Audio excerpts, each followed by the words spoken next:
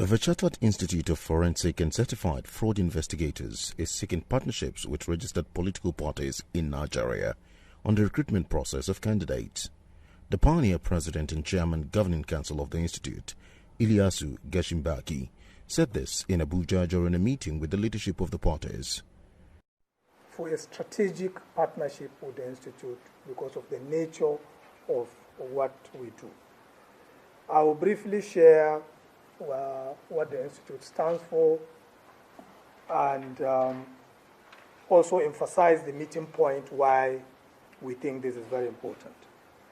The Institute of Forensics was chartered by law in 2022, assented by His Excellency former President Muhammadu Buhari, and that gave birth to the first Institute of Forensics and Fraud Examination in this country. And by implication, even in Africa, is the first chartered institute by statute. Basically, the institute has powers to conduct training, capacity building, and regulate forensic activities in Nigeria. In addition to that, the institute also has powers to establish forensic laboratories. And beyond that, the institute has a college,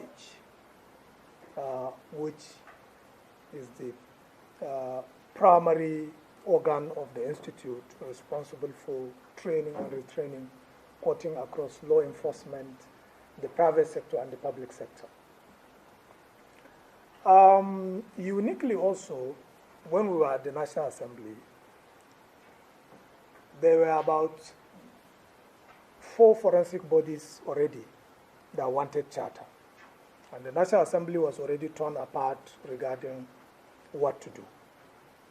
So all the 4 bodies were consolidated into one, were subsumed into our own, and that led to the Section 6 of the Act that created the multidisciplinary and the multi-sectorial areas of forensics. Now, that's just the brief introduction of the institute in terms of what we do and all of that. The laboratories, for example, we will have, the council has approved 5 of them. There is the document, there is the digital, there is the medical, and there is also the engineering forensic lab. And then the one that commonly you see in movies, which is the physical forensics and ballistic. So we have 5 laboratories underway, and that, for example, the digital forensic lab, NIDA, is working with us to roll out that one to create the cyber forensic laboratories. Now, Mr. Chairman, sir, we are specifically coming to IPAC because there is this saying that politics is too important to be left in the hands of politicians alone. We are professionals. We are not politicians. But every person or every institution, in one way or the other, you have one way or the other that you contribute to the development of the political system. And this institute has decided that as part of our contributions to democracy, we would want to engage IPAC, where all the political parties are together, to see how our professional expertise will help in strengthening the electioneering management process. We have had several instances that we know that ordinarily if forensic tools have been deployed, it would have saved the nation the embarrassment that we have gone through, or even the stress that the electorates went through. A typical case in point, Your Excellency, is the case of Bielsa, where a sitting governor, the election was nullified because of certificate forgery. That shouldn't have happened. The person that the masses elected is a different person, but the court nullified the election on the basis that the certificate was forged. So, and that Since 2020, Africa has experienced coup in 8 countries of Gabon, Niger, Burkina Faso, Sudan, Guinea, Chad and Mali. The military takeover is not unconnected with the lack of trust in the recent governance across the African continent. This Pan-African group says the political parties are key partners in addressing the practical situations. in this room today, we are talking to all political parties in Nigeria. We've seen the decline in governance across Africa. When you look at the Mao Ibrahim report that came out like 3 years ago, it indicated that the governance in Africa has regressed within the last 10 years. And what happened after that report? Multiple coups across Africa. So what's the call this morning? The call is that if politicians are interested in sustaining democracy in Africa, it means there must be good governance. It also means that the entire process of selecting the best and the ablest to represent us in the political offices need to be reviewed. And that is why, as an institute, we have taken it upon ourselves that we will provide this service across Africa, beginning with Nigeria, because they say charity begins at home. In Nigeria today, we have about 11,079 elected political offices, from the office of a councillor to the position of a president. Now, these 11,079 positions are positions constitutionally will have to go through one form of election or the other. And today we believe if we can get the process of getting these 11,079 people right, if we can get the best and the ablest into these positions, I can guarantee you 90% of the problems that Nigeria faces will disappear overnight. And therefore, what do we then do to solve that problem? One of the ways to address that is to tackle the recruitment process of people that occupy political offices, from the position of a councillor to the president.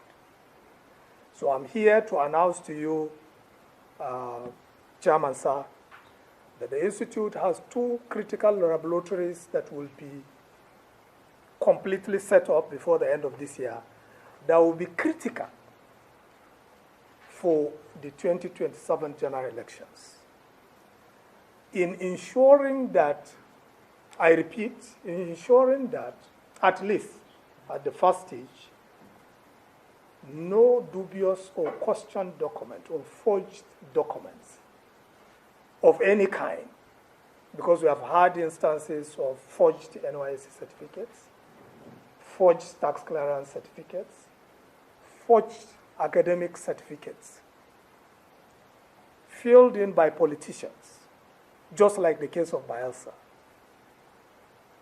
to stand for elections.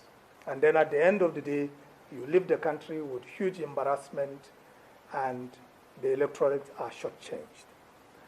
So the Institute, through the service of these 2 laboratories, is proposing to partner with IPAC to ensure that all political parties work with the Institute to help you with the vetting and authentication of documents of candidates that will stand elections before the primary elections.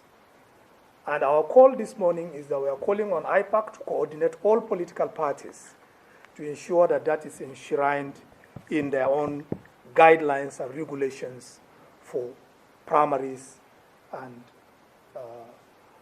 election of candidates that will represent these political parties.